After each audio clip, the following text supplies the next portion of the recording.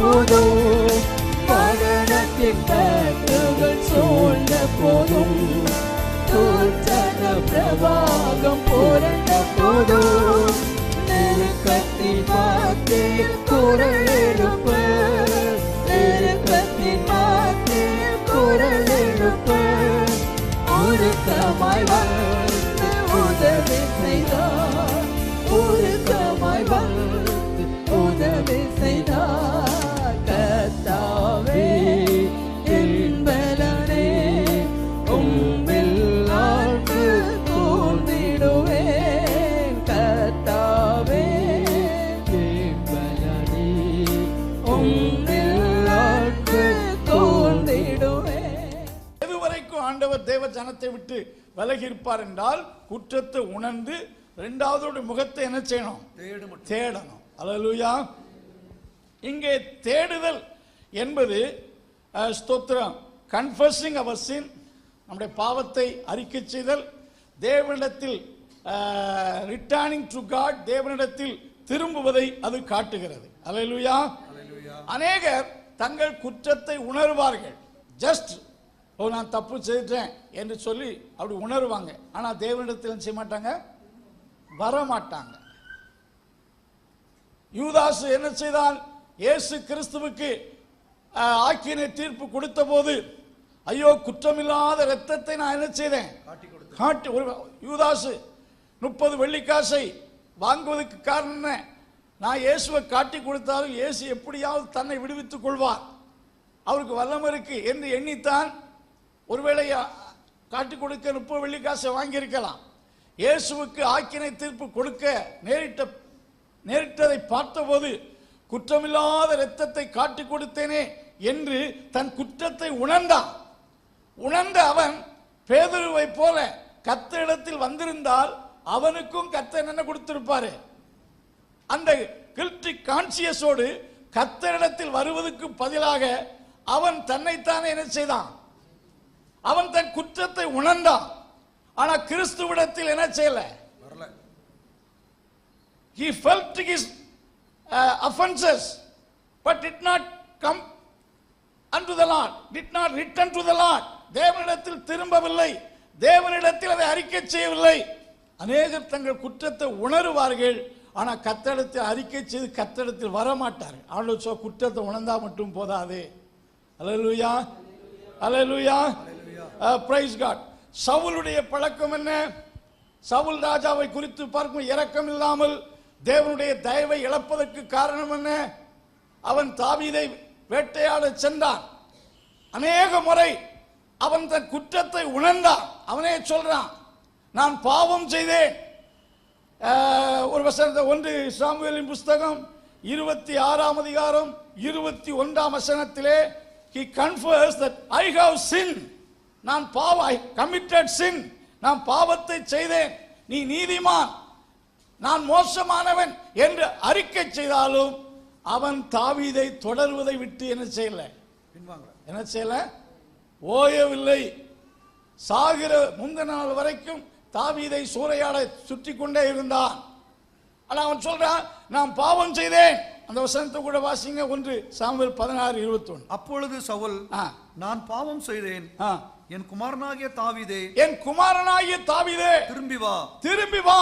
என் ஜீவன் இன்றைய தினம் உன் பார்வைக்கு அருமையாய் இருந்தபடியா, என் குமாரனே திரும்பி வா, நான் பாவம் செய்தேன், நீ நல்லவன் என்று சொல்லுகிறார். அல்லேலூயா. பார்வோன் ஸ்தோத்திர தன் குற்றத்தை உணர்ந்தான். ஆனா கர்த்தரிடத்திலோ அவன் திரும்பி வரவும் இல்லை, தன் குற்றத்தை அறிக்கை செய்யவும் இல்லை. நீங்கள் யாத்திரா புஸ்தகம் 9ஆம் அதிகாரம் 27ஆம் வசனத்திலே இதே ஸ்டேட்மெண்ட் சொல்ல, இந்த முறையும் நான் தவறு செய்தேன், நீயும் உன் ஜனங்களும் நீதிமான்கள், நானும் என் ஜனங்களும் துன்மார்க்கர்கள், நான் இந்த முறையும் பாவம் செய்தேன் என்று யாத்திராகமம் 9:27 வாசிக்கிறோம். இந்த மனிதர்கள் எல்லாம் தங்கள் குற்றத்தை உணர்ந்தார்கள்.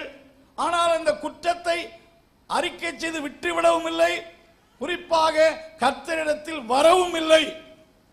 ஆண்டவர் என்ன சொல்றாரு? குற்றத்தை உணர்ந்து என் முகத்தை தேடு மட்டும் நான் உங்கள் நடுவில் என்ன செய்ய மாட்டேன், இருக்க மாட்டேன் என்று கர்த்தர் சொல்வதை பார்க்கிறோம். அல்லேலூயா, அல்லேலூயா. அடுத்த வசனத்திலே வாசிக்கிறோம், தங்கள் ஆபத்தில் என்னை கருத்தாய் தேடும். இந்த வசனத்தில் பார்க்கும்போது ஆண்டவர் நம்மை விட்டு விலகிவிட்டாலே we will become safeless. ஏற்கனவே இஸ்ரவேல் மக்கள் சம்பவத்தை எடுத்து சொன்னேன். கர்த்தருக்கு ஸ்தோத்திரம். கர்த்தர் தாவீதோடு இருந்தார். அவனுக்கு விரோதமாய் வந்த எல்லா ஆபத்திலும் கர்த்தர் அவனை என்ன செய்தார்? காத்தார். கர்த்தர் அவனோடு இருக்கிற வரைக்கும் அவனை அழிக்க சாத்தானால் முடியவில்லை. சாத்தான் தாவீதை அழித்து போட எத்தனை உபாய தந்திரங்கள், எத்தனை மரண கண்ணிகள், எத்தனை போராட்டங்களை கொண்டு வந்தாலும் ஆண்டவர் தாவீதை அவர்கள் கையில், எதிராளியின் கையில் ஒருபோது என்ன செய்யல, ஒப்பு கொடுக்கவில்லை. ஆகையால் தான் அடிக்கடி தாவீது சொல்வார், கர்த்தர் என் கேடகமாயிருக்கிறார். அல்லேலூயா. மெய்யாகவே கர்த்தர் அவரோடு கூட இருந்தார், அவருக்கு கேடகமாயிருந்தார். குறிப்பாக ஸ்தோத்திரம், ஆண்டவர் நம்மோடு இல்லாத பட்சத்தில் நாம தங்கள் ஆபத்தில் என்னை கருத்தாய் என்ன செய்வாங்க? தேடுவார்கள் என்று சொல்லப்பட்டது. ஆண்டவர் இல்லாத ஒரு வாழ்க்கை, ஒரு பாதுகாப்பற்ற வாழ்க்கை. Praise God. அடுத்த வசனத்தில் வாசிக்கிறோம், நாம கர்த்தரிடத்தில் வந்தால் ஆண்டவர் நம்மை ஏற்றுக்கொள்வார். அல்லேலூயா. வசனத்தில் என்ன வாசிக்கிறோம்? if you return unto me I will return unto you, I will come unto you. யாக்கோபுல சொல்ல, நீங்கள் கர்த்தரிடத்தில் சேர்ந்தால் அவர் உங்களிடத்தில் சேருவார். 2 நாளாகமம் 15ஆம் அதிகாரத்திலே நீங்கள் கர்த்தரை தேடினால், அந்த ஒரு வசனம் கூட வாசிங்க, 15:2. நீங்கள் கர்த்தரோடு இருந்தால் அவர் உங்களோடு இருப்பார், நீங்கள் அவரை தேடினால், நீங்கள் அவரை விட்டுவிட்டால் அவர் உங்களை விட்டு விடுவார். அப்ப இந்த வசனத்தில் என்ன பார்க்கிறோம்? நாம் கர்த்தரை தேடினால், அவருடைய சமூகத்தை தேடினால், நாம் அவரிடத்தில் திரும்பினால் அவர் நம்மிடத்தில் என்ன செய்வார்? திரும்புவார். அல்லேலூயா. அவர் நம்மிடத்தில் திரும்பி, ஆகையால் தான் இந்த ஓசியா தீர்க்க தரிசனத்திலே அடுத்த வசனத்திலே கர்த்தரிடத்தில் திரும்புவோம் வாருங்கள் என்று ஓசியா அழைக்கிறதை பார்க்கிறோம். அதை பாருங்க, 6ஆம் அதிகாரம் 1 வாசிக்கிறோம். 14ஆம் அதிகாரம் 1ஆம் வசனத்தை வாசித்து பார்க்கையில் 14:2 வார்த்தைகள், கர்த்தரிடத்தில் திரும்புங்கள், கர்த்தரிடத்தில் திரும்புங்கள், கர்த்தரிடத்தில் திரும்புங்கள் என்று அறைகூவல் கொடுத்து இங்கே ஓசியா மூலமாய் கர்த்தர் திரும்ப திரும்ப அழைக்கிறதை பார்க்கிறோம். நாம் கர்த்தரிடத்தில் திரும்பும் போது, நம்முடைய குற்றங்களை உணர்ந்து அறிக்கை செய்து திரும்பும் போது ஆண்டவர் நம்மிடத்தில் திரும்புவார். நாம் கர்த்தரை விட்டு விலகும் போது ஆண்டவர் நமக்குள் வாசம் செய்ய முடியாது. ஆகையால் தான் 7 சபைகளுக்கும் பரிசுத்த ஆவியானவர் திரும்ப திரும்ப சொல்கிற ஒரே வார்த்தை ரிப்பன்ட், மனம் திரும்பு. ஒவ்வொரு சபைக்கும் நீங்க 7 சபைகளின் நிலவரத்தை சொல்லி அப்ரிசியேஷன் கொடுக்கிறார். ஸ்தோத்திரம். சில குற்றச்சாட்டுகளை உணர்த்துகிறார். இறுதியாக அவர்களுக்கு கொடுக்கக்கூடிய alter call, repent from your failure, உங்களுடைய குறைகளிலிருந்து இடத்தில் திரும்புங்கள் என்பதுதான் 7 சபைக்கு கொடுக்கக்கூடிய வார்த்தை. இந்த காலவேளையிலே நம்முடைய வாழ்க்கையில் இருக்கிற, நான் தவறே இல்லை, 100க்கு 100 தேறினவன் என்று நீங்கள் எண்ணக்கூடாது.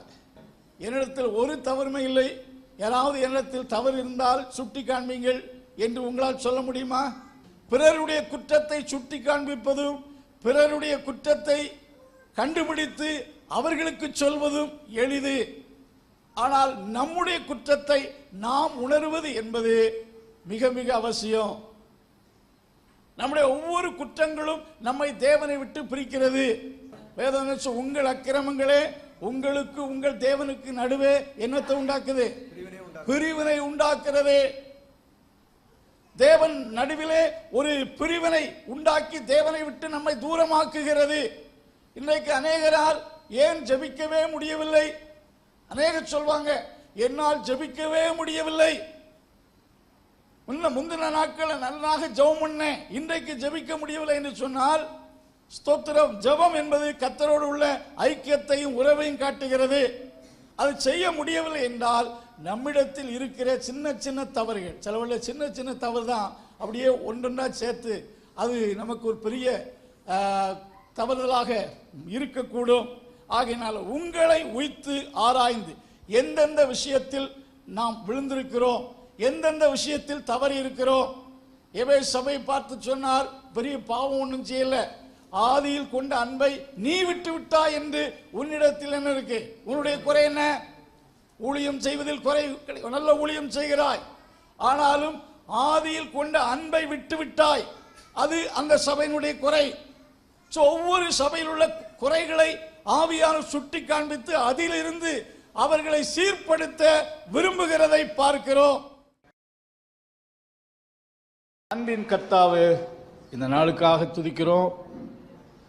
இந்த கொடுக்கப்பட்ட இந்த வார்த்தைகள் நம்முடைய பிள்ளைகளுக்கு ஆசீர்வாதமாக இருப்பதாக, இந்த வாரத்தின் நாட்கள் ஆசீர்வாதமாக இருப்பதாக, ஆண்டவருடைய கிருபை யாவரோடு இருப்பதாக.